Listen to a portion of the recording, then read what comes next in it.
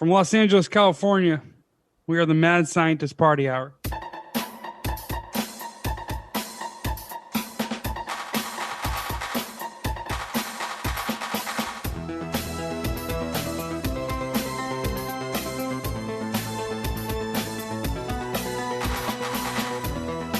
Oh, hello, friends! Welcome back to another episode of Mad Scientist Party Hour. My name's Kevin Kraft, joined once again by a man who's completely nude from his waist down and is currently spinning a basketball on the tip of his boner. That's Jeff Clark. Yeah, I'm like a Harlem Globetrotter out here with a hard-on. Hard-on Globetrotter. Beaming to us from the dumpster behind Geno's in Philly, the homeless bearded hoagie addict known as Shuddyboy. Yo. Oh boy. Hoagie. Oh boy. Got them hoagies. Man, that's a fun accent. I wonder who started talking like that.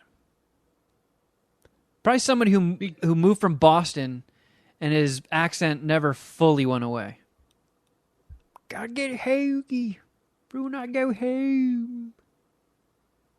You're the only, way that I know, or the only reason that I know that's, a specific accent. I never, picked up on the Philadelphia area having a specific accent. Man, I spent so much time there when I was younger that it started fucking rubbing off on me. You think you had an accent like that at one point? Yeah, for sure. Was this during the days of that video that you posted on social media? Yeah, this was about 20 years ago. Yep. Which Was video that a did you Pennsylvania post? located video? The video of me jumping off of Broido's grandparents' patio. And, When you broke your ankle? well, shockingly enough, I didn't even break it. You can hear this nasty-ass crunch sound, but it turns out it was just a gnarly fucking sprain.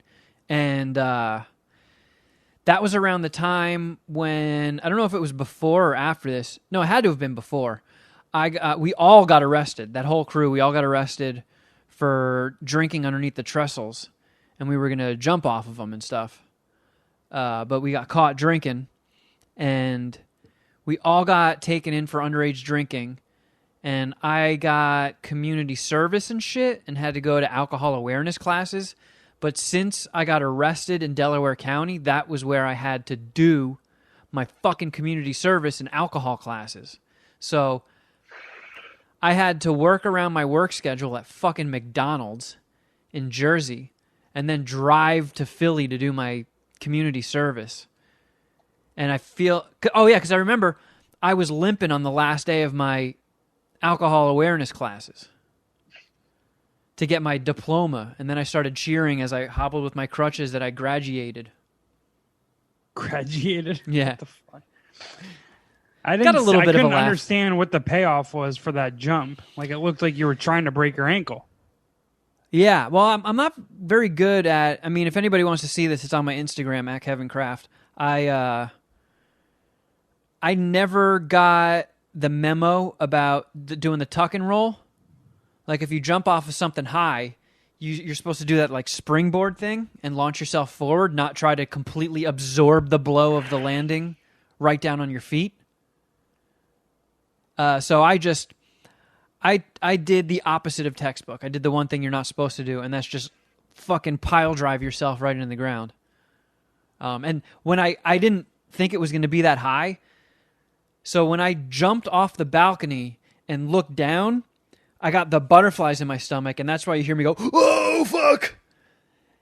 And it felt like I was falling for 5 minutes. So my whole body turned to jelly. The plan in my head fucking went out the window, and I kind of just, I fell as awkwardly as I walk. Yeah, it's like that old Mike Tyson adage where everyone's tough until they get punched in the mouth. Yeah. You thought you had a good plan until you were midair. It's like, oh, wait a second. Yeah, and then my body just was like, all right, I'm going this way, and my other foot was like, I'm going to go over here.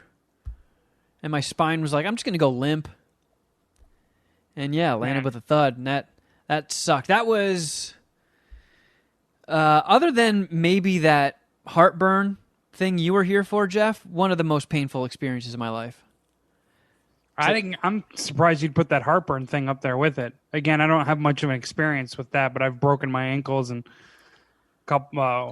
twice on the left one, once on the right. I've sprained my ankles and rolled them plenty of times playing basketball. They say a sprain could be worse than like a fracture. That's I mean, what I not hear. a clean break, but I hear it's actually worse than a sprain break. could be worse. What's up? I hear that's I've always heard that sprains are worse than breaks because I guess a bone breaking isn't as painful as muscles tearing. But yeah, I've heard something to that extent. I mean, I don't know. I just know from my personal experience, I've sprained ankles and limped around or put on boots or, I don't know, sat up with it for like a week or two and then was able to kind of get moving again. I fractured my ankles and that shit was the end of my summer. how painful was that? Oh, it was terrible. I cried and shit. I was like 12, 13. I was a bitch at 13, let me tell you. But, I mean, if I went through the pain that I did, like just shredding my ankle like I did when I was a kid, I probably would have cried.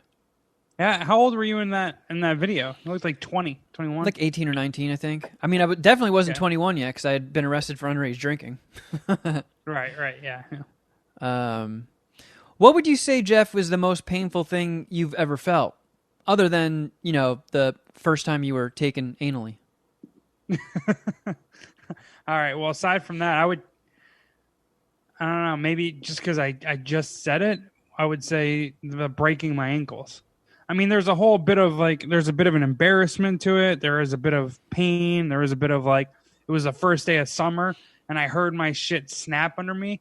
So like, I don't know, being young and hearing your ankles break can be like, I don't know, traumatic possibly. You know what I mean? I don't know. I don't like think back like I was in shock or I just remember it being in a lot of pain and me knowing instantly that my shit was broken. I'm trying to think of like another like very painful situation. I mean, I never done any action sports like you guys. Like I skateboarded for like a week, landed on my elbow once and was done with that shit. Hey, guys, It hurt check out this bad. tray flip. Ah, my elbow. Fuck this thing. I want rollerblades. I actually learned how to ollie. I could ollie. And Within a week?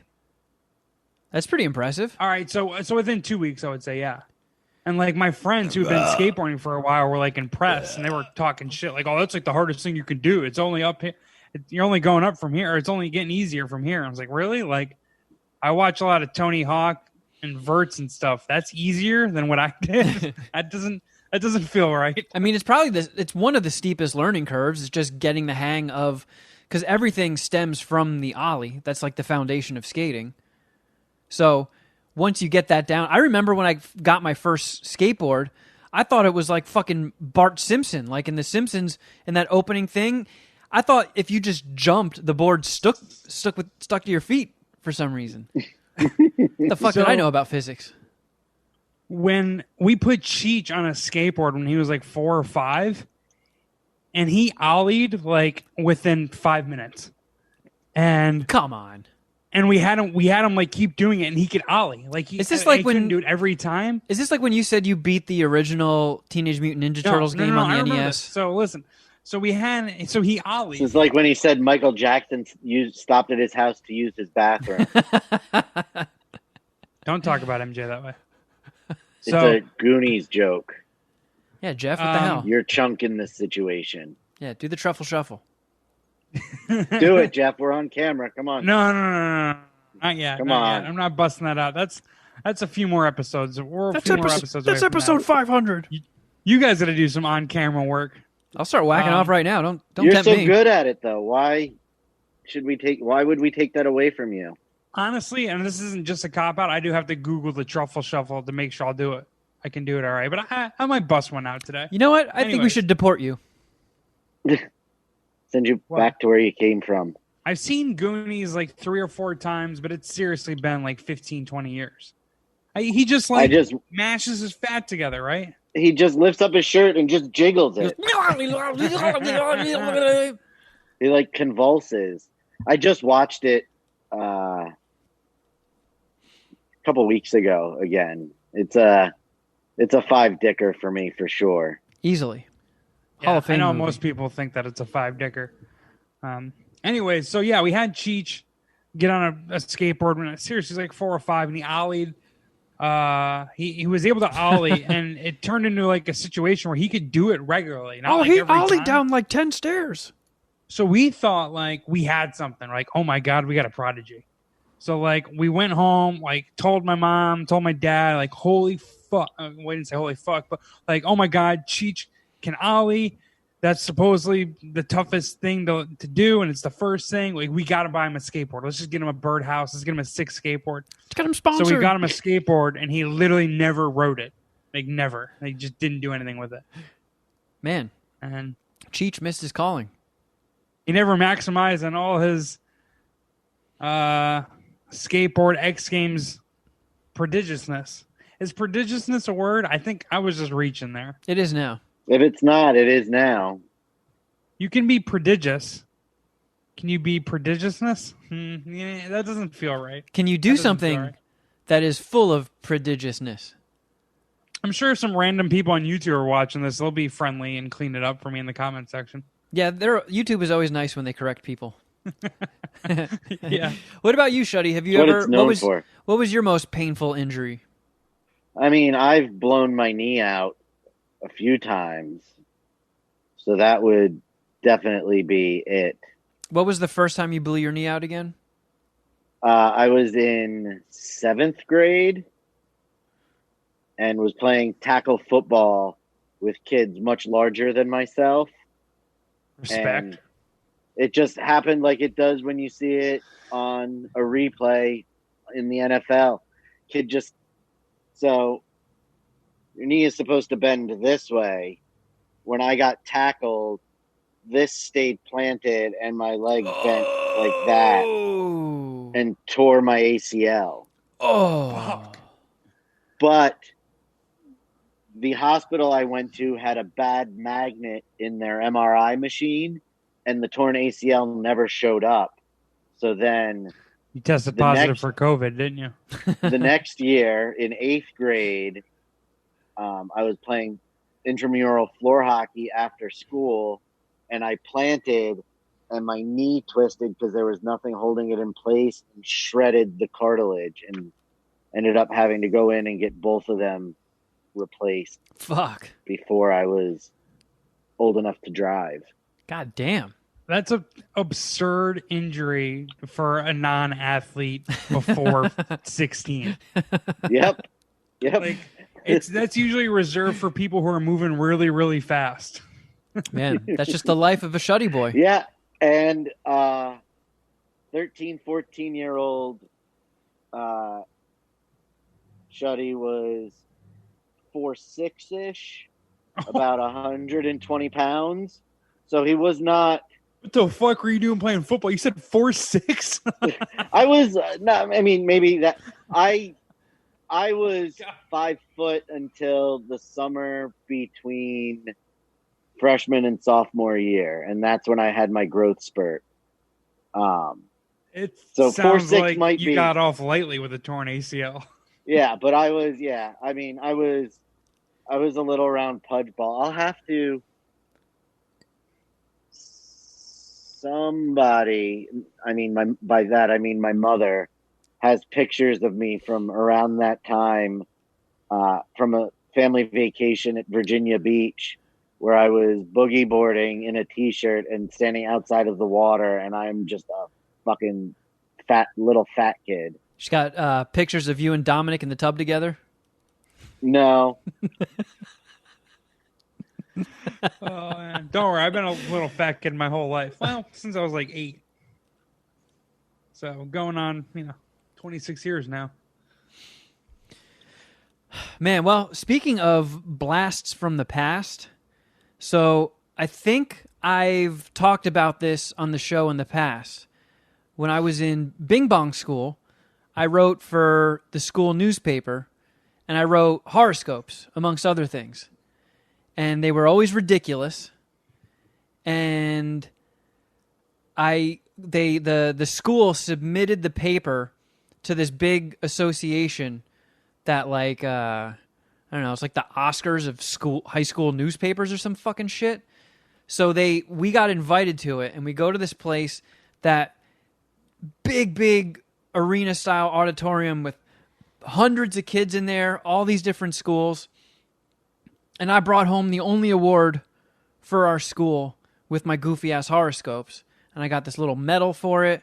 And I remembered it years ago, and I was like, fuck, I saved all those. I got to get them. So I every time I go visit my mom, I go through everything in storage, go through the attic and all that shit. And I eventually found the medal. I found the award, but I never found the horoscopes. I get a text from my stepdad a couple weeks ago saying, "You'll never guess what I just found." And I texted back, "Holy fuck, did you find my papers?" And he sends me a picture of like a stack of them. And I was like, "Oh, yes!" So he's like, I'll get these out to you in the mail. Is there anything else in this box that you want? And he took a couple pictures of some of the shit. And there were like some old VHS tapes in there. And there was, one of them was labeled The Curse of Grendel. So in Bing Bong School, me and my friends all had the same English teacher. And our final paper was on Beowulf. So we filmed everything back then. We were constantly like doing skits, stunts, just filming us fucking with people. Any point in time in our day, somebody had a camcorder out and we were like documenting stuff. And we were like, hey, can we make our final project like a skit?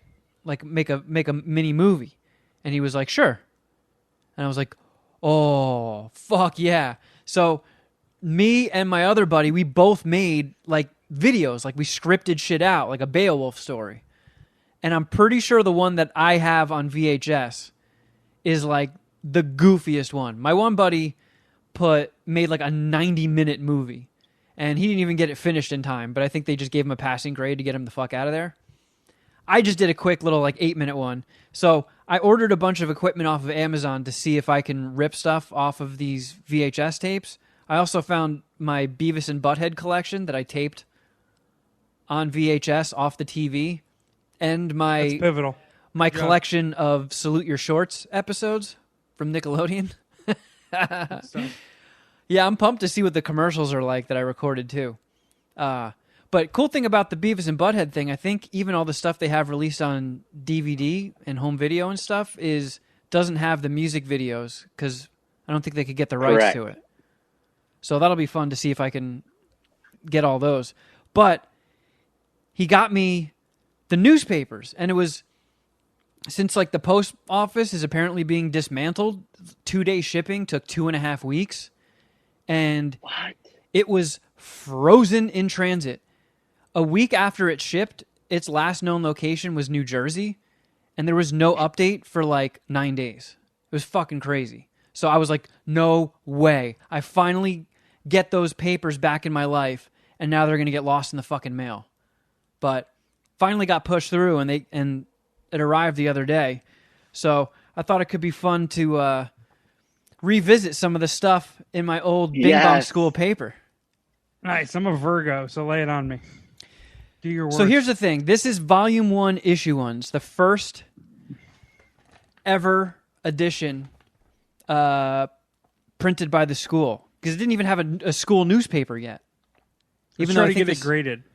I think the school was started in the 60s. Never had a school paper. Flipping through them, I don't know how I won an award for these. They're not that funny. Especially the first installment, because I feel like I was trying to be semi-serious through most of them. And So you just made them up? yeah. How does anyone do it? Yeah. I don't know. I don't know the first thing about horoscopes, so I would just assume they're all made up. Well, I mean, yes, that's a valid point, but I meant that he wasn't taking information from somewhere else. These were completely original. Yeah, you weren't plagiarizing from like. Oh no. Whatever. No, I wrote them. Like, and then like my teacher pulled me aside once and was like, I think this was after I had won the award, and it went to my head, and he was like, look, dude, I like to give you free reign and freedom with your creativity, but some of this shit is just getting too fucking weird. You gotta rein it in a little bit. Like I forget. Do you have papers there that are post award? I don't think so. There must be a big chunk of them missing because I know after I won the award, the paper put a little seal next to the heading for it and said the award-winning crafty horoscopes. Yeah. But yeah, they're not really all that funny, especially this first installment. What's truly going to be gold is this section called Campus Speaks Out. So Is this a snitch hotline? this is the bottom 2/3 of the paper, or the bottom third of the paper. Above it is a big article that says Diversity Week. And it's a big write-up on Diversity Week. And then underneath it is the Campus Speaks Out. What do you think of Diversity Week? So they went and asked the fucking Bing Bongs what they think of diversity. What is that? An old ancient wooden worship? So this one girl was asked, what do you think of Diversity Week? And she put, I think it's okay. 'Cause it gives us something to do Nice. and teaches us about diversity. Oh, you don't say. I see nothing controversial about what you said. Yeah. Diversity Week teaches you about diversity? Very insightful. Thank you. We must rush this to print. That sounds exactly like how Tom Brady or Derek Jeter would answer that question. Oh, I got the ultimate in middle-of-the-road political answers is from this kid Gordon. When he was asked, what do you think of Diversity Week? He said, diversity is good. Nice. Did they printed these quotes in the paper in the podium? Yes. Nice. Yeah. And then Was there more to his quote than that, or No. did it just say, "This is good." Gordon. I'm gonna try to, because I don't want blow up anybody's spot, but I'll see if I can hold it up here. Oh, I fucking showed his face. Shit. Fuck! I'm not good at this. I'm not gonna Hold on. blow Hold up on. anybody's spot, but here's exactly what he looks like. Hold on. As a I've got. child. I got. Just come clean with his name. Yeah, he doesn't look like that anymore. You'd never recognize him. You'd never pick this guy He's up got out of facial a hair lineup. now. I got fucking Post-its all around here. Hold on. Oh, no, that has the hotline phone number on it. Can't use that. I can hardly hear you. I know. All right. Fuck. Okay. Here we go. I'm going to try here. All right. His full name is covered. Okay, so that's almost like an Onion quote. Fucking ridiculous. Dude, I'll do another installment next week. Campus Speaks Out. The subject, Columbine.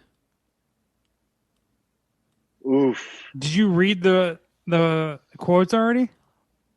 Oh, yeah. You can't leave me on this type of cliffhanger.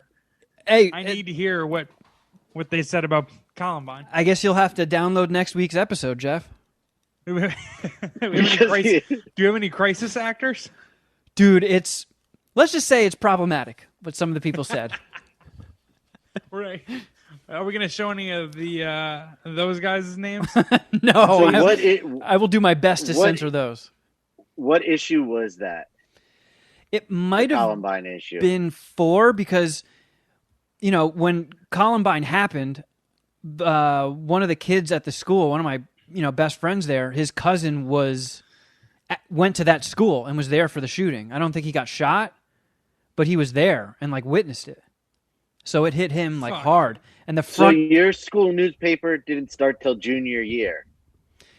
yes. And in the past, I thought that it only started my senior year, but no, Okay. this is from '99. So Sorry, I didn't I mean fucked to cut up. off your story. no, but the whole front page that month was my buddy whose cousin was in Columbine wrote a huge article on it, and then you get a couple pages in, Campus Speaks Out. What are your thoughts on Columbine? Woo! Oh my! Yeah. Hot takes. Yeah, some hot takes. Yep. So, let's see. Again, this is just a little bit of a teaser. I've got 9 of these newspapers survived. So we can make this a running bit for a little bit. Jeff, Yeah, what was your sounds like 2 months. What was your sign again? He said Virgo. Virgo. Okay, Which Virgo. This would also be Sharon's. Beware of falling spoons. Don't ask me what that means. Go on with your bad self. Be rebellious and let your true colors show. But do it in private because the world frowns on it. So stay in the closet. All right, thank you. Yeah. And your lucky numbers are 42, 89, and 1982. 82 wasn't alive. 42, that's Mariano Rivera and Jackie Robinson. You said 89. Who was that? I can't think of a football player from the Giants. 89. That wasn't so bad, though. Stay in the closet. Be on the lookout for flying spoons. Yeah. Good stuff. Thank you. Shuddy, you're Capricorn? Capricorn. Because I know you're born on Christmas. Oh yeah, this is the same. Yeah, this is a very mellow one. It's time for new beginnings. If you're not doing so good, now is the time to reverse everything. Keep in touch with family. Their support will greatly help. And I did this a lot too. Don't forget to leave some money outside dorm room 207 in Quabbin Hall. Good karma. That was my dorm room. Is it you? Yeah. Nice, dude. Yeah, there was a lot of self-serving in this. I'm a Cancer, so every Cancer horoscope was like the greatest thing in the world. Read it. A lot of good news. Since this is the one that kicks it off, it's not all that great, but it says, good things are abound. You will be showered with love and gifts. Life is going to turn around for the best. Prepare for the time of your life. And then in parentheses it says, this horoscope is not favorable just because Cancer is my sign. And the lucky numbers were 7, a question mark, and -10. Oh yeah, that is kind of funny though. Shuddy, your lucky numbers are 28, 36, and 109. I don't know what that means. Yeah, this is another. The Taurus of this edition says you might have problems this week, but don't go crying to anyone whose name starts with a K. Remember, what goes around comes around. Be sure to be generous, especially to people whose name begins with a K. You should have had a pen name though while you were doing this. I know. Have you thought about what your pen name would be? Well, it looks like I tried to pull one of your Kevin Kraft classic things because it would always feature the sign of whoever's birthday it was. And it says, "Happy birthday, Pisces. Let's see what the crafty clairvoyant Kevin predicts for you." Oh. Son of a bitch. I trust that you didn't do those with K's, though. Crafty and clairvoyant wasn't with a K. No, and somehow crafty is with a C. That might have been an editorial decision from the teacher. Yeah, probably. It's a sound one, too, actually. Pisces is lame. It just says, come on, bury the hate. Don't be stereotypical. Expand your horizons. Try new foods. Visit new countries. Try your foreign tongue. Try Albania. I hear it's nice. Bring me a souvenir. Weak. Sounds like you were using the Pisces horoscope to promote Diversity Week. Yeah, exactly. I thought that there was also one that I shit on every month, but none of these look necessarily all that bad. Yeah. Like an ex-girlfriend who's a Leo and you just dump on Leos all the time? Yeah, like... because Cancer was always really, really, really good, and I thought I had one that I just picked on all the time, but none of these seem like that.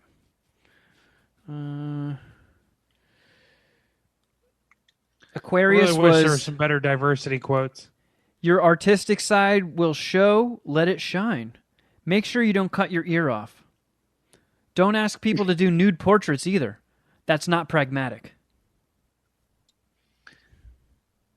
I'm not I'm not sure about the use of pragmatic, but I mean, they are witty, they're funny, and I would find it humorous in the first newspaper. I mean, it's not like they had a lot of horoscope writers that offered to do it, I'd assume. How did you get the horoscopes? Is that what you wanted to be doing? Yeah, I think I pitched it. And pragmatic was also, we had a class that was like a mandatory class called pragmatics. So that was like a buzzword none of us had heard before. So it was just like an inside joke that we all said. Like if someone farted, we'd be like, that wasn't pragmatic. What did you learn in pragmatics class? Like ethics and shit, pretty much. Like the golden rule? Pretty much, yeah. I remember we had this one kid, very strange guy. Like if you think I walk like Mr. Burns, he put me to shame. You'd be like, wow, Kevin, you walk normal. He also had like a bit of OCD, so he would overly wash his hands. Like super, super scalding hot water, long periods of time, many times a day. And sure, I saw the Aviator. We had one of the teachers' name was Miss Lucy. And he used to call her Miss Lucifer, and every time he did, she gave him detention. And he like raised his hand. He was like, Miss Lucifer, can I go use the bathroom? And she's like, detention, don't call me that. And yes, you may go use the bathroom. So he was gone for like 20 minutes, and he comes back. His face was beet red. Like he scrubbed the fuck out of his face, and there was soap dripping off the end of his nose when he came back. It's kind of sad. Hopefully they did something. They provided the resources that kid needed to reach normal. No. There wasn't any of that. I thought you were going to tell me. Yeah, I mean, Jesus. obviously you teased it with the whole OCD thing, but I thought you were going to tell me a little bit better of a story. I used to go missing in senior year math class, come back sweating because I'd get into some heated ping pong matches. But I had senioritis. Oh, yeah. Yeah, I had swimming class with this kid, too, and she was also the swimming teacher. And he was Mrs. doing... Lucifer. Yeah, he was doing the breaststroke. And he just looks up and he goes, Miss Lucifer, I'm going to defecate in your pool. And she's like, get out! Detention! This kid is good. I like this kid, though. Yeah, I don't even remember his name. I remember what he looks like. Gordon? No, it wasn't Gordon. Yeah, let's go Did through you your know yearbook Gordon? real quick, and let's see if we can find him. I mean, I knew... There was like 120 kids in the entire school. So, like, you knew everybody. I didn't, like, hang out with them. I also did movie reviews. And then, I don't even remember doing this. I apparently did the crossword puzzles, too. I don't even know how you make a fucking crossword puzzle. What are some Fuck of, me. you did the crossword puzzle in that issue? There isn't one in this issue. The only movie I reviewed was 8mm. Oh, my God. Wow. Oh, my God. Yeah. They pulled the Wow. plug after that, huh? I No remember more Kevin Kraft classics in the podium. Holy shit. What a fucking I know. movie to review. First movie to review for the brand spanking new high school paper. What a responsibility Yeah. to take upon yourself to teach everyone what snuff means. Yeah. I would love to hear this review. I can summarize it Good and give movie. you a couple of Yeah. pull quotes. So the way it worked on the weekends, you know, since it was boarding school, we were all trapped there 7 days a week. And on the weekends, you would, you know, breakfast was at a certain time, and then there was a table with all these different signups you could do for like daily activities. So one big thing was the Yankee Candle store. Like you could go to the fucking Yankee Candle store for the day. Woo! Hold on. You could go to the I mall. love the Yankee Candle store. I love Yankee Candles. Like there were mall trips. There was always a movie trip, and the movie trip had like multiple pages, so they would tell you what was showing. They had to pick movies all around the same time, so, you know, they could bus people in there and bus them back. I was the only person who signed up for 8mm, and there always has to be a teacher in each movie showing, so there's no unsupervised kids. So it was me and my teacher watching 8mm together. And I think my we were the God. only people in the theater, too. Was it a guy or girl? It was a girl. So, spoiler alert, I gave 8mm 4 dicks. How many dicks? 4 dicks. How many? 4. Nice. Let's see. One word can be used to describe this movie. Wow! 8mm is a movie that will make you feel every emotion known to mankind. But beware, this movie is not for people who have normal minds. It's very disturbing and dark. Many scenes will make you want to stand up and shout at the screen. It's probably the reason Mr. Blank has decided not to send any more school trips to see this movie.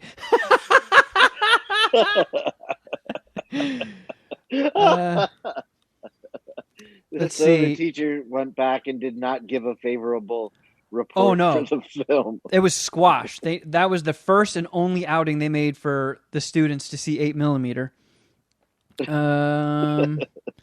The movie begins with an investigator, Cage, who is called by the widow of a late business tyrant. She tells him about after her husband's death, she found a hidden safe. Inside the safe was a psycho short film in which a young girl was brutally murdered by a masked man. Let's see. Cage is asked to investigate this murder and gets tangled in an underground pornography society that gets more and more sickening as the film goes on. I think that's an accurate description of the plot, though. Yeah. You're not a bad movie reviewer at a young age. How old are you again at this time? You're 14, 15? No, I was 16, 17. Let's see. 16. At this point, I was 16. Yeah. Oh. Well, did you kind of sneak into the rated R movie? No, because I had No, he had Guardian. an adult with him. Of course. Man, and then my buddy Pete had a music review section, and this really puts a timestamp on things. These are the 4 albums he reviewed. 16 Stone, Tragic Kingdom. Hold on. Hello Nasty. Nope. All right, I'm all out of guesses. What do you have? So these weren't all like released that week or that month. So he reviewed Incubus Science, Korn Follow the Leader, Sublime Rob in the Hood, and Limp Bizkit $3 Bill, y'all. And he gave Limp Bizkit 5 dicks.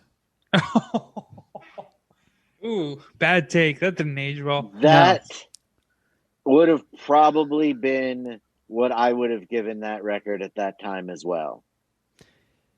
He put... I love Limp Bizkit at that point in life. I think I did too. But he wrote a great album. Rap and rock. Most teens' favorite kinds of music. How about those two combined? Why not? This CD was #1 on various music charts for weeks. I suggest picking this one up. I give it 5 stars. It's like an ice cream cheeseburger. What's not to like? You should reach out to Pete, ask him to listen to that album and re-review it and see if he stands by his statements. I know. Man, I haven't talked Are to we him. listening? That should be a segment on this show. Oh, and check this out. Here's another sweet thing I found from my past that got included. I think this was included in the packaging just as stuffing to keep things from rattling around.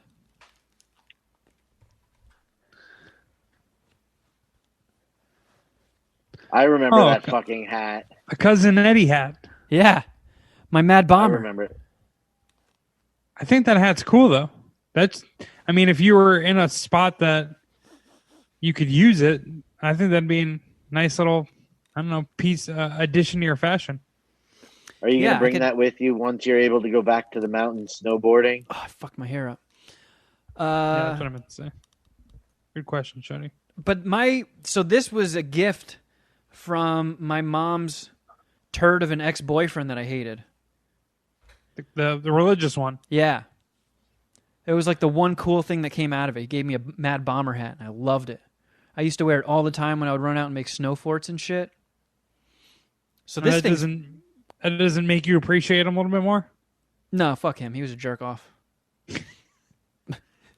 Great winter hat taste though. Yeah. Shuddy, you Yes. you had a piece in that bad weather that swept through the East Coast, huh? Yeah. Yeah, it was pretty bad here. Luckily, the basement in my house didn't flood. But a few weeks ago, I moved into my very own executive office, and that flooded on Tuesday. Oh, my executive office. Curse you. So I spent the last week cleaning it and getting rid of the water and making it so it was habitable again. But the real do you have issue, a nameplate outside of your door? no, not yet. I Shuddy don't Does know it boy. if happen it's to be- ever going to happen. Does it happen to be in room 109? Because according to Kevin Kraft's horoscopes, that's one of your lucky numbers. No, it is Oh, yeah. not. How about 28? The phone number for the office, though, has 3 sevens in it. Oh, well, that's Kevin's lucky number. No, wasn't 7 one of? Oh no, 28 was. Yeah, you had 28 something and then 109. Yeah, all right, never mind. The real crux of this is the office is attached to an antiques and collectibles store that's had several cool things that I've been trying not to buy. And was a vintage Rancid poster Wait a from the second. late 90s. Are you telling me that Rancid posters are now in antique shops? It was like one of the booths has like vintage posters and stuff, so all kinds of old posters, and they had this Rancid poster from 1999 that was $50. God damn. And since the shop opened, I have been trying so hard not to buy it. I couldn't justify it. Monday afternoon, I finally pulled the trigger on it, and it was in plastic with a cardboard backing, and I didn't have a frame for it, so it didn't go up on the wall yet. So I just left it leaning against the wall on the floor. Oh, Your Rancid man. poster got flooded? Yep. Fuck. Shredded? But it only got about that much water. And I went over after the flooding stopped on Tuesday. I went over and started pulling furniture and stuff out of there so the carpet could start drying. And I got it out of everything fast enough.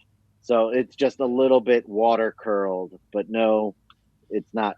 It was salvageable, but it is definitely no longer worth the $50 that I paid for it, and did my due diligence to confirm that it was a fair price before I bought it. Fuck. So, you mentioned that there were many things at this antique shop that you had your eye on. What other Yes. antiques was Shuddyboy interested in purchasing? The same guy who sells these vintage posters has comics and stuff. Most of his comic collectibles and stuff are Star Trek in that little, but he's got one of the lithograph printing pages that they use to screen from a Thor comic from the 60s. There's a couple of there's a 1982 Avengers book that has the cover thing that has the cover, and then has one of the original color guide sheets for the printer. So it has like what all the colors are supposed to be. And then there's this really cool Stan Lee thing with an original artwork page from the Incredible Hulk. That sounds like it would be pretty pricey. That last one. It's $500. Yes, That's not too that bad. is not. No, it's not. But it's, and the other stuff is between $90 and $150. Oh, that's not that bad at all. There are like modern No. comic pages that go for way more than that. Yeah, it's really cool stuff. And he has a lot of cool vintage tiki mugs too. Oh, I want a piece of those. Yeah, I haven't sent you. I realized as I was saying those words, I should have kept that part to myself because I forgot to send you your birthday present this year. So Curse on the you, lookout. Shuddy! So it'll you, probably take 8 weeks to get there if I put it in the mail. yeah, for real. So Shuddy, your new home, which you've been talking about how problems seem to keep springing up, and you're trying to whack-a-mole them all away. You didn't get dumped on by having flood damage to your new home, right? No, our basement. Anytime it rains hard, we get water in the basement, so we have a sump pump. It did not flood nearly as bad as I expected it to. I did almost bust my ass in the basement on Saturday because we apparently got more flooding than I thought, and I stepped somewhere thinking it was just basement floor, and it was a mud slick. Oh, Shit. But I managed to keep my balance. So there is a little bit of cleanup that needs to be done. yeah, because God forbid that floods, and then like a whole bunch of poopy underpants just start floating up and surfacing. Well, there's nowhere down wardrobe there, luckily, that there could be any poopy pants hidden. Oh God, I hope that was just mud that I slipped on. But because it floods, we don't even store anything down there. We have just a completely empty basement. Set up a beer pong table. The ceiling is not high enough. What? What? The For you to floor raise your is hand? You get on your sloped. shots. No, like there's parts where I have to duck down. Ah, Like, what a the bitch floor ass is basement. really unlevel. Yeah, it's not. Get a refund. good for Shitty anything. basement. What No, the we knew fuck? the basement. I have this amazing great room Half a that makes up basement. for having a shitty basement. Fair enough. And apparently a flood, so basement's not all that cool anyways. No, Man, You drown. but the road all around us flooded, and they were the major road that goes through Quakertown was so flooded. They were doing boat rescues. holy shit. Anybody like Dominic didn't get shredded or anything? No, nope. Well, that's good. Quakertown is in like a marshy area, and we're below the floodplain. So all the creeks and marshes all flooded, and that's where all the water came from. They rose too quickly, and the flooding started around noon and then was dissipated by evening time for the most part. Word. Well, But it was definitely flash flooding. did you guys watch anything since we last met? I thought it was more homework, but I did I watched American Pickle, the new Seth Rogen HBO Max movie. Yeah. Well, it can't be homework if not everybody got the message. Well, that's what I thought.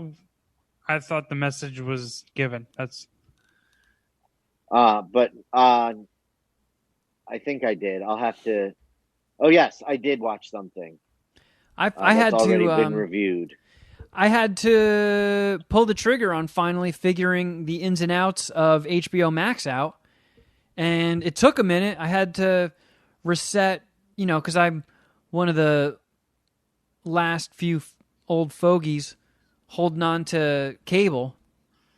So I have like my cable login written down, and I thought that was the same as my HBO login, but it was being a real pain in the ass. And then I found out it was like 2 different logins, but the same password, and it fucked me all up. And it took about a half hour, but I did enough troubleshooting where I got HBO Max up on my PS4. And I just did a little bit of exploring on it, and looks like it's got a solid movie library. It has a huge movie library. Yeah, some good stuff. I added a whole bunch of things to my watch list and whatnot, and there's the Studio Ghibli stuff, like, Totoro and Spirited Away. They have all of those movies in its own section. There's an Adult Swim and Cartoon Network section, and I saw they have a bunch of episodes of Space Ghost Coast to Coast, which I fucking loved as a kid and haven't seen it in decades. So I got really stoned and watched one of those last night. And that was entertaining. That was fun. It's weird. I forgot how big some of the people they got on that show. Like in one episode, they had Janine Garofalo, John Popper from Blues Traveler, and Dave Grohl. I was like, holy shit. I have never, ever seen an episode of Space Ghost Coast to Coast. Oh, it's Yeah, fun. I don't know what you're talking about, but those are awesome. I people. enjoyed the original Space Ghost cartoon, and when it wasn't like that, I had no interest. You didn't want the silly stuff? No. It's I feel like worth you would checking know out. this. Where's Janine Garofalo been lately? I think mostly doing stand-up, I want to say. I mean, obviously she's not still, now, like- but I thought she was doing stand-up for a while. So she's been She's- a stand-up for 20 plus years. I could Probably be talking out of my close ass. to 30. Yeah, I think she started doing stand-up. I don't think she was an actress and then started doing stand-up. I think she was a stand-up first. Huh. She just had like her 15 minutes and hasn't How been the in fuck do you things. spell her name? It's all weird. It's like Jane Annie. Yeah, Geannne, right? No. Jne. Jneane. Yeah, that's what I said. No, you. I'm just going to look up a movie she was in and go from there. But I don't know. I always liked Mystery Men. this one character on Space Ghost Coast to Coast, Brack. He's like this weird cat monster, and he talked all goofy. And apparently, he's not even in a whole bunch of those episodes. I thought he was like in it all the time. I thought he was like his sidekick, like So did I. Andy Richter. No, it's Zorak, this weird little like praying mantis monster. He's on every episode, and then I guess they only had okay. Brack in a handful of episodes. But I remember him being like the funniest part of the show. But I'm looking forward to, when I'm stoned late at night trying to fall asleep, putting a few of those episodes on. But yeah, American Pickle. I watched American Pickle as well, Jeff. What'd you think? Well, so I think you mentioned this from time to time that you wonder sometimes as you're watching movies how I'd feel about the movie. I don't know if that came into your head this time, but so let me answer a question with a question. How do you think I felt about the movie? I think you didn't like it. I wasn't a huge fan. Brooklyn is really the idea of Brooklyn and what it's became is really one of my least favorite places in America currently. Not Portland or Seattle bad. No offense to any Puminati who might be out in that area. Sokovich, looking at you. But I don't know, like this is a typical thing when comedic actors make it, like Eddie Murphy, Mike Myers, who else did this? Someone else, Michael J. Fox or Back to the Future, but where they start playing multiple roles in the same movie, it's almost like they gotta try something different, and look to it's like they're bored. It's like fuck it, let me do double duty on this movie. That's a genre you don't appreciate. One actor playing Apparently multiple roles. No, I think this would have been better as like a sitcom, like almost like a Mork and Mindy type sitcom, but the Mork is the old Greenbaum, Herschel Greenbaum, Seth Rogen's, I guess, great grandfather in the movie. Seth Yeah. Rogen's character's great fuck, this is hard to say. What was Seth So, Rogen? What was the yeah, younger so Green Mom's name? For I think Ben. So the premise of the movie, for people who haven't heard about it, it starts like in Eastern Europe in like the early 1900s, and old school Seth Rogen meets his wife, and they try to start a family, and he tries to hustle and make money, and he works at a pickle factory and falls into a vat of pickles and gets unknowingly sealed in it, and the brine preserves him for 100 years, and then the old abandoned factory is discovered again, and he's somehow revived without aging at all, and finds his only living descendant, which is current day Seth Rogen, and the two of them have to like interact with each other and live with each other for a little bit. And I feel like I definitely liked it more than Jeff, because it was just a mellow movie. It wasn't very long. It wasn't like a painful watch or anything. It was just a nice mellow dramedy that had some sweet moments to it, and I thought Seth Rogen did a pretty good job. I feel like he did. I mean, they were both vastly different characters, so it wasn't like, man, Shuddy, I don't know what you're doing. That's fucking me up. Sorry, Opening a can of tuna. No, I'm opening up banana fudge bomb pop. Man, it sounded like you had macaroni in a pot. You got some wet ass pussy. No, I was having a real hard time with this squeaky ass you have- rapper. I feel Well, like we were both on the with a same new page. snack. It was noise from rappers. Yeah, where do you get these wonderful toys? The store. I'm an adult. I can go to the grocery store and get whatever the fuck I want. Yuck my dick. Also, but as I say that, Sharon also tends to bring home a lot of good stuff she finds for me. So Now go maybe back to reviewing an American pickle, and I'm just gonna suck this fudge pop seductively. I didn't Man. check. Oh, I apologize to everybody on YouTube. I couldn't see. Did he deep throat the fudgesicle? No, he took it out and Banana- licked it, bottom to top. Seductively? Yeah. like this.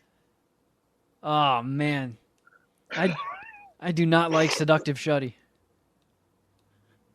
Hey, let's give it a try. I'm always down to workshop some new, I don't know, bits or alter egos. I didn't check out of American Pickle early, and I am being a little tough on it because I was, I don't know, I didn't think the jokes are that good, and like the storyline of Ben Greenbaum's failed app I thought was pretty weak, and I can they could have commiserate went a different. with Was failed. it called Freaky Scenes? Yeah, I can commiserate with failed apps. So that struck home for me. Yeah, but how they told it, like how the story happened, it was just, I don't know. It was too fast. The premise was too thin. Like, I didn't like that. But it was lighthearted. It was an easy watch. It was only 90 minutes. That's all good and fine. It wasn't Seth Rogen trying to go too far outside of himself. So, and I like Seth Rogen. I do. And I don't want to be too critical of him. I just feel like he's coming from like a place of where he's made it and he doesn't have to be edgy anymore. And this is kind of the response, or this is what comedic actors do when they make it type thing. So I'm just kind of riffing on that, but it wasn't a horrible watch. I actually tried to watch it in my living room on my Amazon Fire Stick on the HBO app, and apparently Amazon doesn't have HBO Max. It's just like a different, it might be HBO Now or something. Yeah, that's what So I've like heard. I couldn't find American Pickle, and I was pretty frustrated. I had to watch it in my bedroom. Yeah, because I just watched, that 3-hour director's cut of Doctor Sleep, and that was on Hulu, and it was listed as like an HBO Max thing within Hulu, and I was like, oh, maybe the Hulu account got an upgrade with HBO Max. But when I looked for an American Pickle, it wasn't there. So that was when I had to go through that whole ordeal of getting HBO Max logged in on my PS4. But that seemed to do the trick. It seems like a lot of people are... And I found that with Disney Plus as well. Like when Disney Plus came out, there aren't a ton of apps available for it. In my bedroom, I have a Blu-ray player that's got like Wi-Fi in it. So it has Netflix and Amazon Prime and weird apps. Like I get Sirius XM on that Blu-ray player, and there's Tubi and all these other weird ones. Disney Plus has never made it to that. I feel like when they first launched, they don't put it on a ton of different platforms. So I've noticed people are struggling to get HBO Max pulled up on their devices. A bummer that I can't watch HBO on my Roku TV anymore. Oh, HBO Max isn't available for Roku? It is not. Oh, dang. I fucking hate Roku. I think they're the worst of all those. Like Really? Chromecast. I hate Chromecast. I think Chromecast is like the easiest, most basic, and that's why I like it. Hulu doesn't Chromecast. It doesn't. Cast. Oh no. All right. That's good feedback. Thank you. Because I am firing YouTube TV. That's a whole nother separate conversation. But those motherfuckers are axe. Oh yeah, ASAP, and we gotta have you rant about that when we're done with the reviews. Because I know you're pissed. I don't want to use any colorful language on YouTube. About how many YouTube. green bomb? I don't want you to either. Dicks are you guys sucking? Yeah, how many Seth Rogen pickles are you gonna suck? Well, one more thing. What were you rooting for in that? Like, what was the payoff? That's what I was struggling with. Well, like, without giving too much of the plot away, it seems like there's an odd couple thing going, and then a wedge is driven between them, and they hate each other, and then it just becomes like a war type thing where they're like taking shots at each other. So I think the trailer does not I know give that impression at all. So I was rooting for the two of them to rekindle their friendship and get along again. All right, I see. I really liked. That was like the part of the movie or the part of the story that I really enjoyed. Like fucking the beef, right-wing Herschel Greenbaum just going scorched earth on Twitter. If you tax Herschel, I'll murder you. Fuck yeah, dude! All right, love that energy. Yeah, and it was a dramedy, and I knew that going into it, so I knew not to expect like super bad. You know. Sure. I knew it was going to be more of like an independent dramedy type thing. And I feel like it delivered. It was a nice, lighthearted 90-minute romp. And it actually made me want to eat pickles a whole bunch while I was watching it. Okay. Did you get that? Were you sitting there watching like, no. Oh, fuck. Hey, Cheech, you want to run to the store and give me a pickle? Maybe give me the dill pickle kettle cooked chips. The Ruffle ones. Those are pretty good. No, I didn't get any pickle vibes, to be honest. Oh, I wanted pickles. No, I liked that part. It wasn't horrible. And again, I said this every review, totally, but I like that it was short and sweet. What other notes do I have? Oh, I was totally with Herschel on that beef.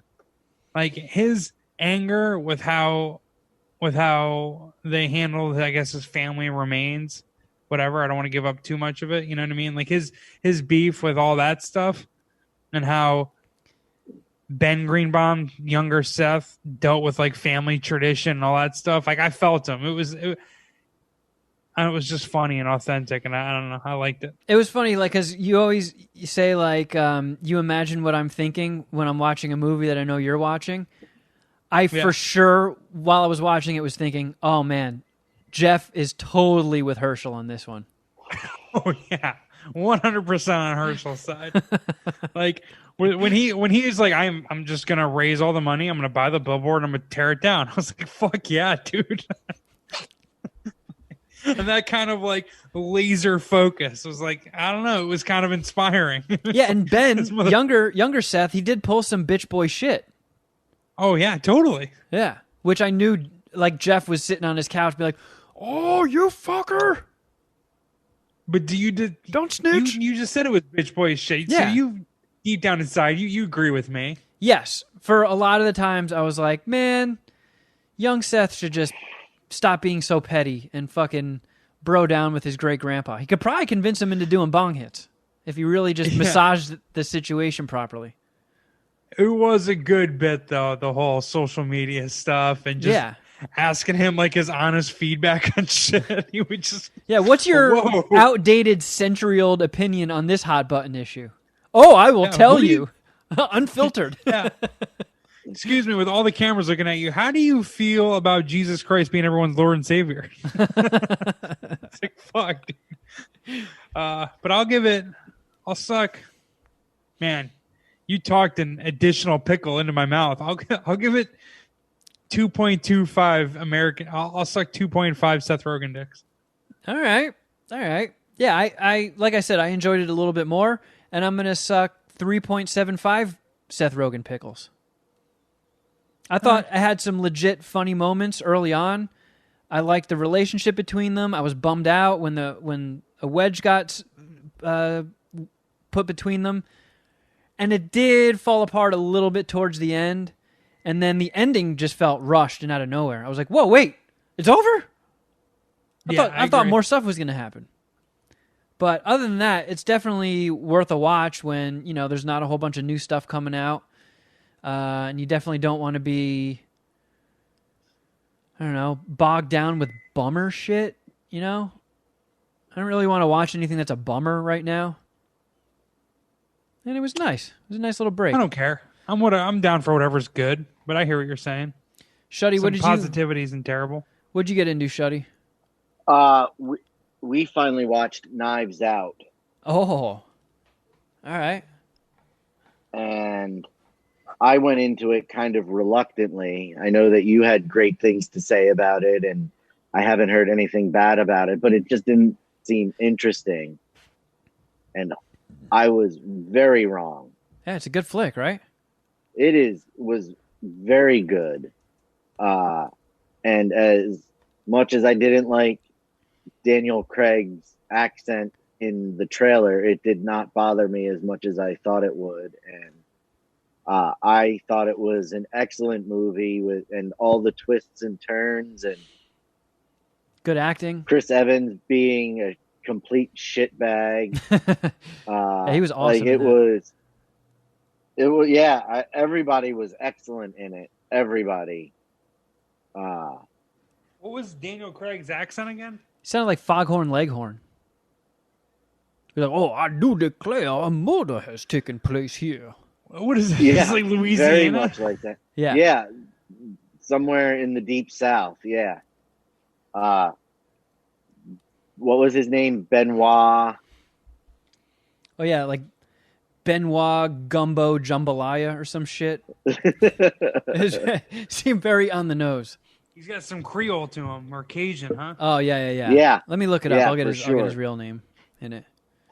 Knives Out. But actually, he was I disagree Benoit with you, Blanc. I like that accent. I like that Benoit Cajun accent. Blanc. Yeah. As much as I fucking can't stand James Carville, I really do like his accent. Hot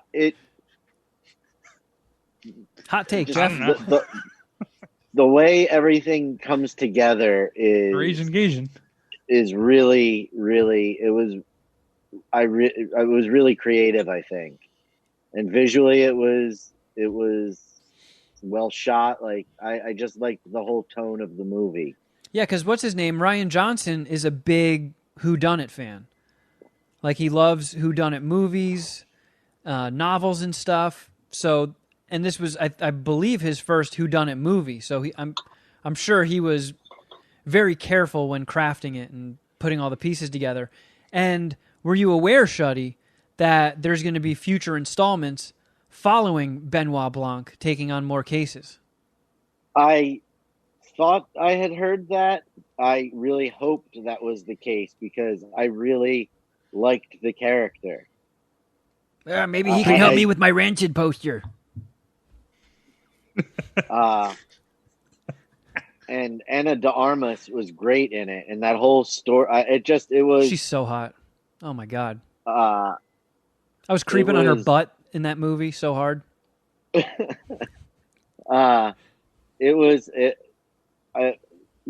definitely a 4.5 dicker. Nice. 4.5 Benoit Blanc dicks. You never saw it, Yeah. Jeff? No, I'm into whodunit films, and you gave it a good review, and Do people you I have know it? give. Do you have Amazon Prime? It's also on I do. HBO Here's the Max. thing, though. I've banned this movie, so people have given it good reviews, and I've heard good things about it. But my fucking bitch ass brother spoiled it for Oh, me, that's right. I Oh, that's remember right. I that. do remember that. I and he remember that acted. now. He didn't spoil it directly, but like him and my buddy Paul were talking about it, like in the living room, and I was like in the room, walking in between, but like Oh, around, hello. and and and he, I don't know, Bill was asking Paul what the ending was, and Paul's like, "What? Are you sure? Like, I don't want to spoil it for you." And Bill's like, I don't give a fuck." And like before I could chime in, he just like blurted out who did it, and I was just like, "What the fuck?" And Bill's like, "What? Who cares? It's like a 2 hour movie. Who cares if you know that?" It's like the whole fucking thing is an investigation. What are you talking about? Like that is the point of the movie. Man, I Bill's heard- got some interesting takes on things. So, Oh, I know. has enough time gone by where you forgot what the twist was, or do you still remember it vividly? I just know who did it, but what I had heard from people, and maybe you guys can verify this or support this, but like me knowing who did it doesn't ruin the entire movie.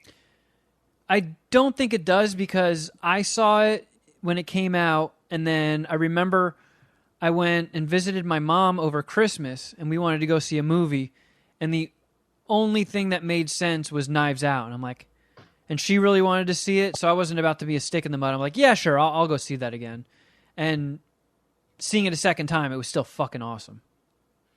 Okay, then maybe I'll watch it. But I do have Amazon Prime. It's good to know that it's on that, and It's on, For it's on free. HBO Max as well.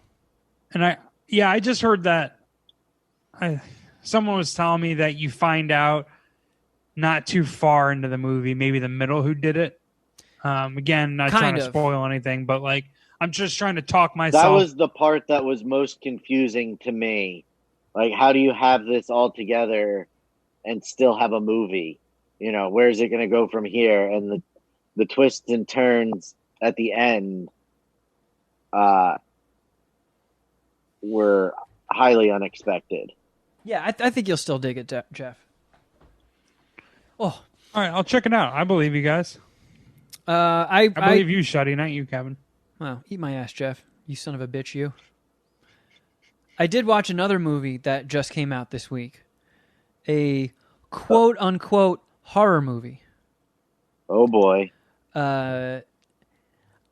It was... I was seeing a lot of tweets about it, and it looked kind of neat, and I should have known something was up when it was billed as an existential horror movie.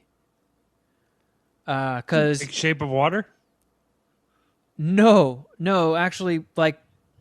And Jeff just slinks off into the distance. It's actually like... I have to get a refreshment. I just want to go on camera with it. Oh, okay. Jeff's going to go drink his own piss again. He's sucking his dick. Exactly. Oh, I got to make a cum pina colada. Gulp, gulp, gulp.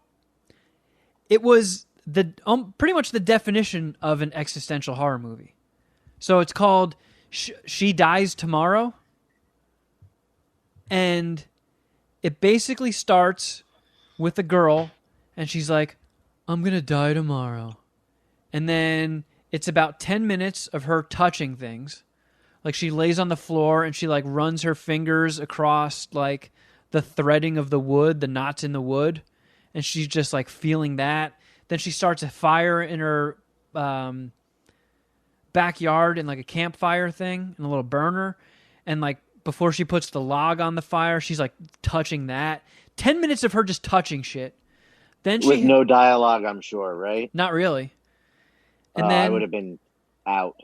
She calls a friend and does the whole I'm going to die tomorrow thing. So her friend comes over and she's like, you relapsed. You're being weird. She's like, I'm just, you ever just get a feeling like I just know it. I'm going to die tomorrow. And her friend's like, you're fucking weird. You're using again. This is weird. Her friend gets home and then her friend's like, I'm going to die tomorrow. And then she goes to a gathering with her brother and her brother's wife and their friends. And she walks in her PJs all weird. And she's like, I'm going to die tomorrow. Duh. And then the people that were at that party with her, a few hours later, they're like, I'm gonna die tomorrow. And that's the fucking movie. More and more people just keep going, I'm gonna die tomorrow. Just a roving depression. It is the stupidest fucking movie. I didn't really like the woman who stars in it, and I can't fault people too much because I got an annoying bitch-ass face as well. But she... Don't talk about yourself that way. She had a face like... You ever look at somebody and you're like, I bet this motherfucker gets offended by everything. She had that face. It just... I've never seen Is it resting bitch face? Is that what they would call it? I guess a little bit, but just, I don't know. There's something about it. It was just this pouty, whiny, like, wannabe student film that was just, it fucking pissed me off. I hated every fucking second of it. I just wanted... How long was it? An hour and a half, and it felt like a 4-hour movie. I was just like, please, all you motherfuckers that think you're going to die tomorrow, will somebody please barge in here and beat you all to death with a bat? Please, please, something save this movie. I was infuriated. I was pissed. I was fucking pacing around my apartment when it ended, just like, oh, you motherfucker! Did you keep watching it hoping that it was going to get better, or at one point, why did you keep doing that to yourself?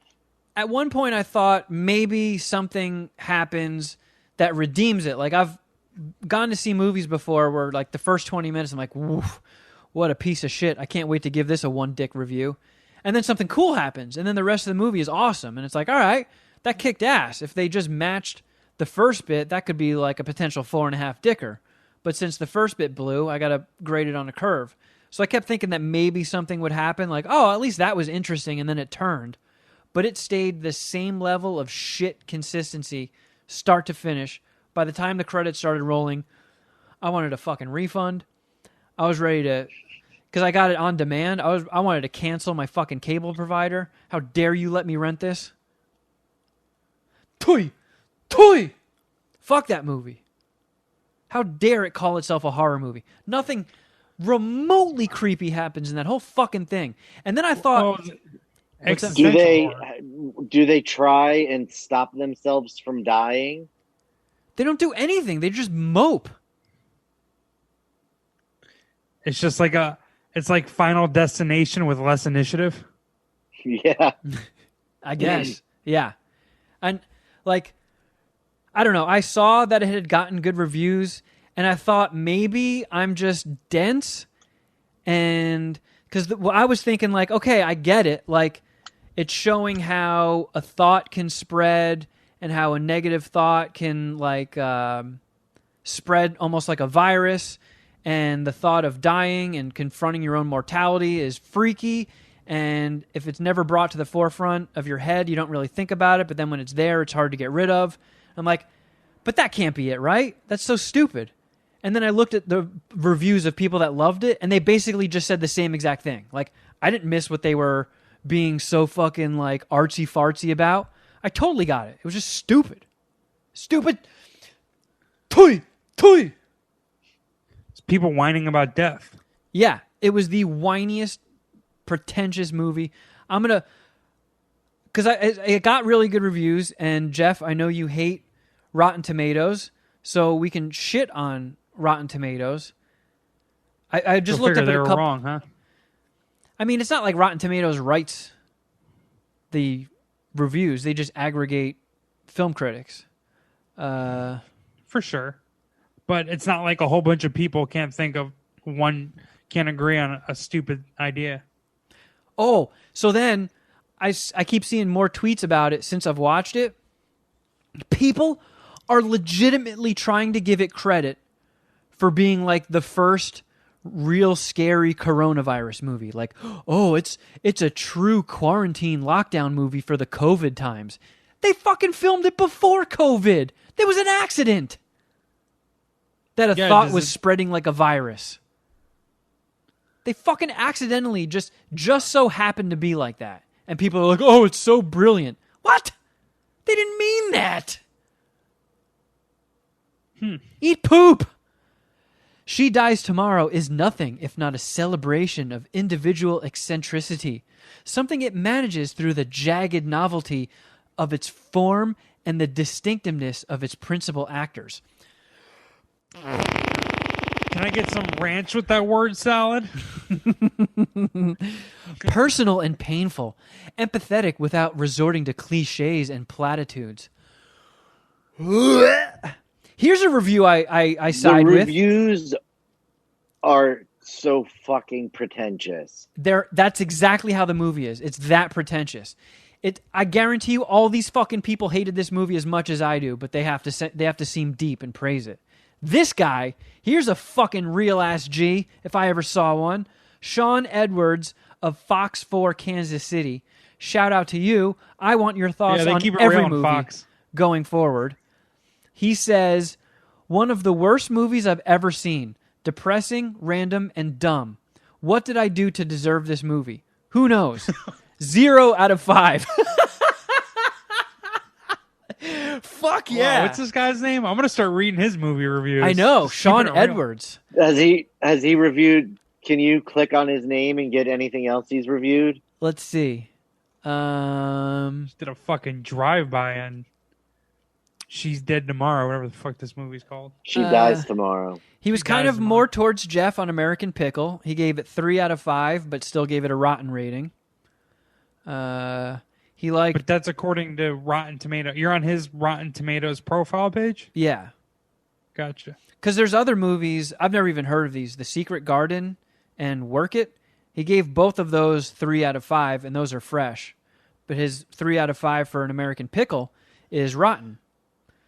So is that like an editorial decision no. by Rotten Tomatoes? Like they read the context or they read what he's Or saying? And these reviewers attach a fresh or rotten to the reviews when it aggregates.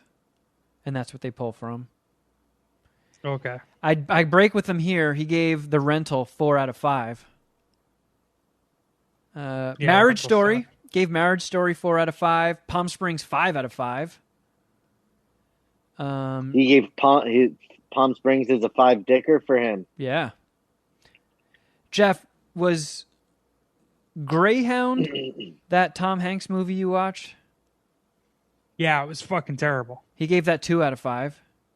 Okay. I like this guy. What's it? One more time on his name? Sean Edwards. Sean Edwards from Fox. Fox Kansas 4 City. Kansas City. Oh, he did like he gave HQ. Eurovision 3 out of 5. That's questionable. Yeah. Oh, and he liked Portrait Dude, of a Lady the on Fire. first scene with Rachel McAdams and Will Ferrell doing their little song, like their music video that they're like, I don't know, pretending is a music video, but they're really in their parents' basement. I was dying, dude. I was dying. When the first 10 minutes of that movie, I was like, oh man, is this gonna be a 4+ dicker?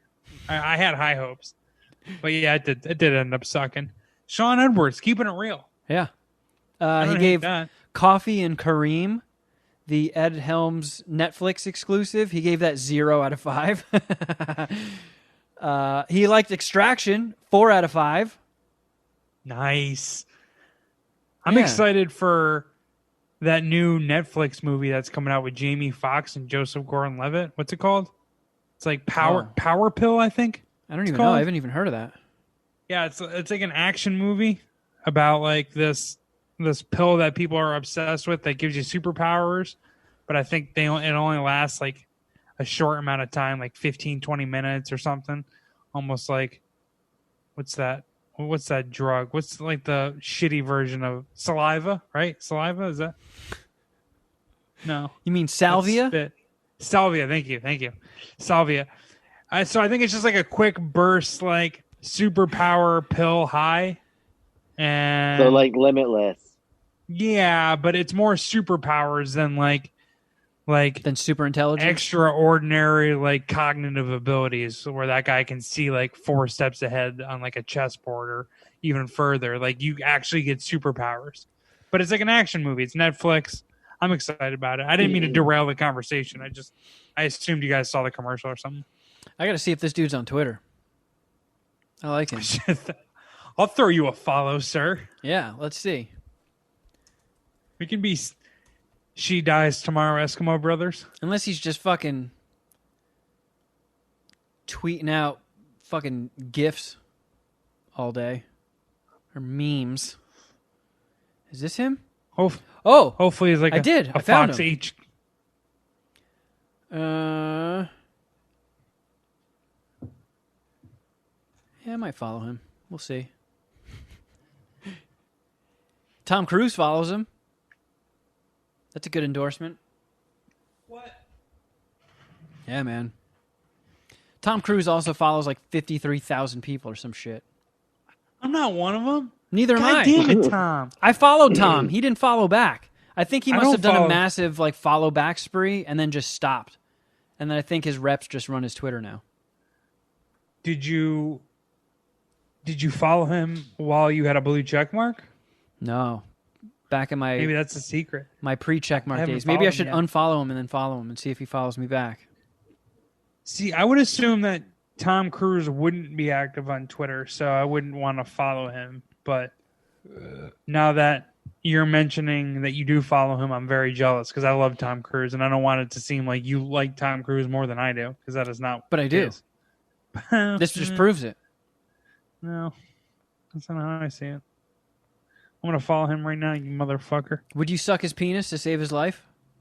Because I would. No, you got me. In your face. 6.7 million. That feels light. Yeah, you should just follow him. Just give him an extra bump. Be part of I'm the going change. to. Be part of the change you want to see, Jeff. No, I'm on board. 52. He's following 52,000 followers. Or excuse me. Yeah, 52,000. Yeah. Yep. And unfortunately, we're not one of them. But that's okay.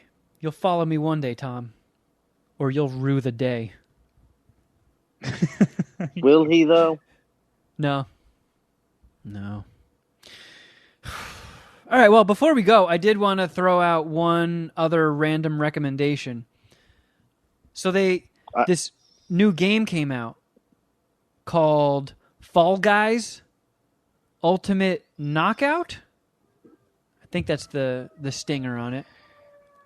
It's currently free to download on PlayStation. If you have PS4 and you're a PS Plus member, it's a You got it. free download until I think they're getting rid of that the first week of September.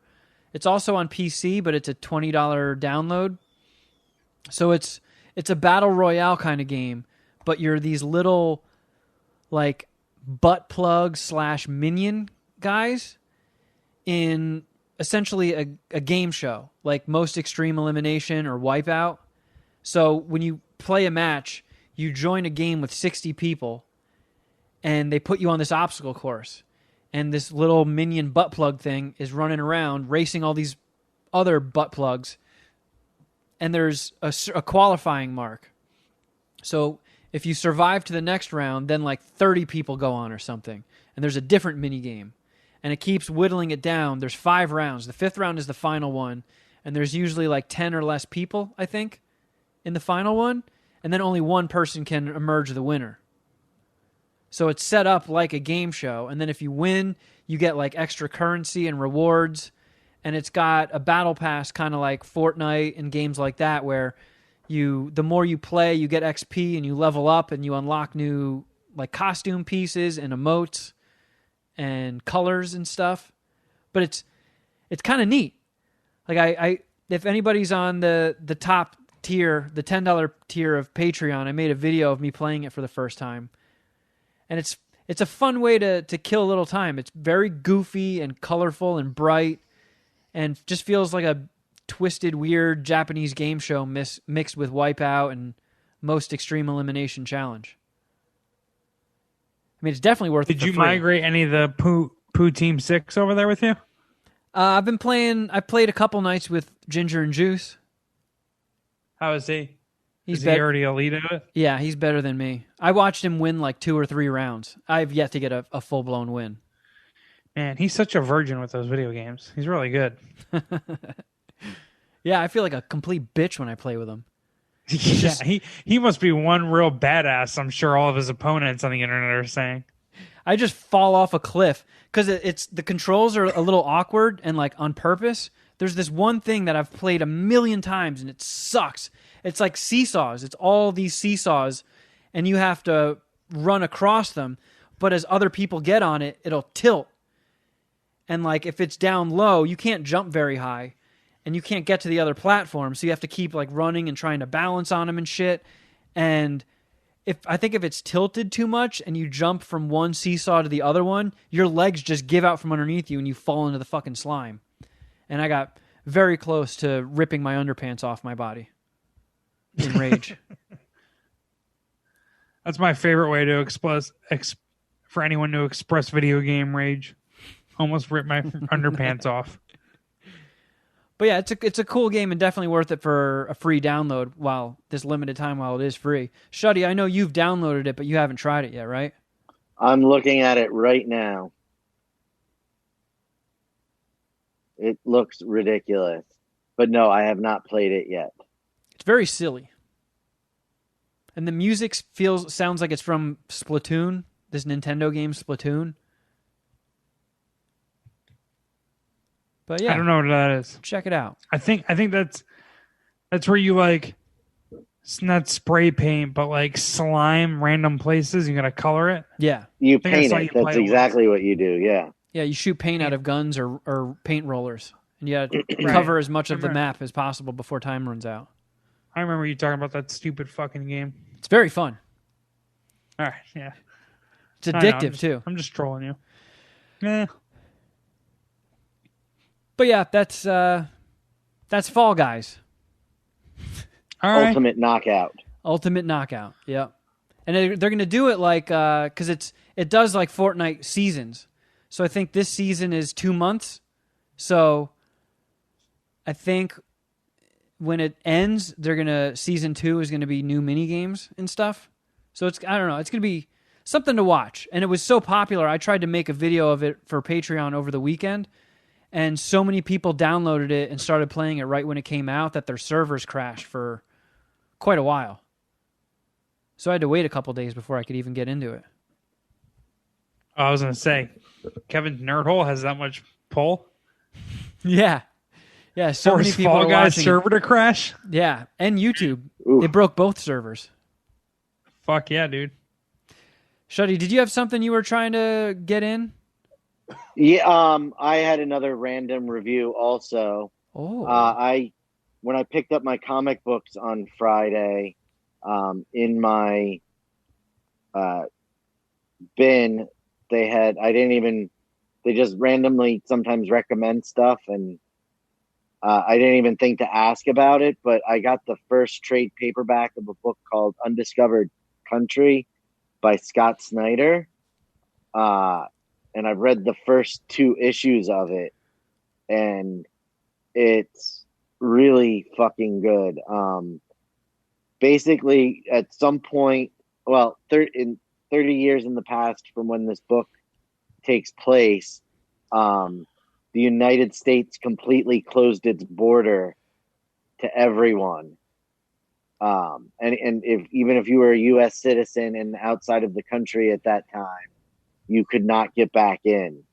And then the rest of the world has divided up into 2 other factions that are Europe and Africa, and then basically Asia and Latin America.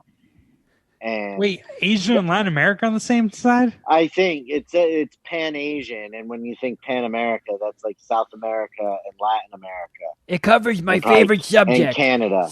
Segregation. And that part of the world is going through a global pandemic, and it's 6 months from wiping out the whole population outside of the United States. So it's topical, you say? Very, very Yeah. topical. I've never even heard of this. Neither did I. And they get a message from inside the United States saying that they have a cure, and that that if these outside people want to send emissaries, they'll work with them to give them the cure, and it gets a little bananas in the first 2 issues. That sounds and promising. I won't go into too much more detail, but it's by Scott Snyder, whose Batman stuff I've really enjoyed. Yeah, he's a good writer. I like him, and it looks like I've enjoyed the other stuff he's done for Image also. Yeah, because it looks like he's co-writing it with Charles Soule. I like him too. Yeah, it's a good book. I like his Swamp Thing stuff. I read the first 2 issues of the 6-issue trade already, and it was good. I'm gonna I have to check that definitely out. recommend it. Fuck yeah. Some sweet comic recommendations from Shuddy. Love it. All right, man. Well, hey, this is where we part ways, friends. If you're listening to us right now, you can subscribe to our YouTube channel, youtube.com/Mad Scientist Party Hour, and see it. See the podcast. People have been asking for it for a long time, and we've delivered. Yeah, here it is. And This is exactly what you've wanted the whole time, right? You've gotten it. yeah, you get to now see Jeff spinning the basketball on the tip of his boner. Yeah, going hard on Globetrotters. I didn't knuckle my nose today. I wasn't mining for gold, as I would say. I did a pretty good job of monitoring my nose picking. Do you feel like a heroin junkie? Like, I can't wait till this fucking camera's I'm off. fiending. I'm gonna pick my When nose this so camera fucking goes hard. off, I'm just gonna. Oh yeah, when this camera goes off, I'm gonna get Allie's paw in the mix. I'm using both my hands and some of Allie. Oh, hey Cheech, you want a piece of this too? Come on, get in here. Got to make it more comfy in my nostrils. These fucking seesaws suck. Oh, you're playing Fall Guys? Yep. Son of a bitch. MSPH is only for men. Jesus fucking Christ. This episode's probably gonna suck. I just started playing it. Oh, stop it. All right, I'm being a little dramatic. I'm just kidding. Come on. I know it's all good. So, hey, friends, if you need more Mad Scientist Party Hour in your life, you're in do. fucking luck. We got a Patreon, man. If you go to patreon.com/Mad Scientist Party Hour, you can sign up. The $5 tier has the bonus podcast where we record every week. And have you set it up yet where people get a Discord invite automatically? Yeah, and it's worked for some people. Nice. One of the homies that we play Fortnite. I mean, there are people that said they didn't receive one, but I feel like that's an error on their end because there are people I know who have gotten into Discord who I haven't invited. A bunch of people. Our homie Warren, who we play Fortnite with here or there, a Canadian friend. I didn't invite him. He got in because he's a Patreon subscriber. And thank you. I really appreciate it, Warren. But nice. So yeah, it is working. Okay. But yeah, some people who are already in Slack, they maybe didn't get the email or they didn't get in through that way. But I'm pretty sure everyone who is in Slack is in Discord now, and I'm very confident that every new subscriber is getting a Discord invite. So. And then if you want to be the Puminati Extreme Elite, there's the $10 tier where you get all of our individual shows. You get What the Fuck Did I Just Watch with Shuddy and Dom, where they watch a goofy movie and then review it. Jeff's got Between Two Flushes and the Snack Attacks. I've got Kevin's Nerd Hole. You can watch me play retro video games and even some new ones. Got some Ghost of Tsushima up there and Fall Guys. So plenty of content. And when you sign up, you unlock it all. So check it out, patreon.com/Mad Scientist Party Hour. You can also follow us on Instagram. I'm at Kevin Kraft. At Shuddyboy. Real quick, can I just do a quick shout out, Kevin? Yeah, of course. I just want to put it out there to listen to my Fade the Media podcast. I'm excited about this week's episode. I'm doing like our own little mock versus hip hop battle. My homie co-host Azza is gonna. It's gonna be an official 90s hip hop coast versus battle. So my buddy Azza, co-host, is going to hold down the East Coast MCs and hip hop tracks. It's 16 rounds. The other guy, Greg, is going to do the West Coast. We're going to have a few judges in, me, my homie. I'm trying to get someone else in on it. So please just check it out at Feed the Media. It's coming out Thursday morning, Wednesday night. Nice. Word. And voicemails. If you want to be a part of voicemails, yay, just call 201-472-0139 and leave a message after the beep. And our new email address is madscientistpartyhour@gmail.com. And after all that shit, if you got a free second, please plop on over to iTunes or whatever equivalent there is that you use and subscribe and hook your homies up with a 5-star review, please, because it goes a long way for our goofy asses. It really does. You guys got anything else? Hey, iTunes doesn't exist anymore. Apple Podcasts, and yeah. I mean, I still got Spotify, iTunes. Stitcher, whatever. I got iTunes on my desktop. Nice. I still got it. I'm keeping it alive. I still have AIM as well. MSN Messenger. Yeah, my away message right now is making podcasts. LOL. I got nothing else to show. All right, well, thanks for listening, friends, and until next time, ooh, something.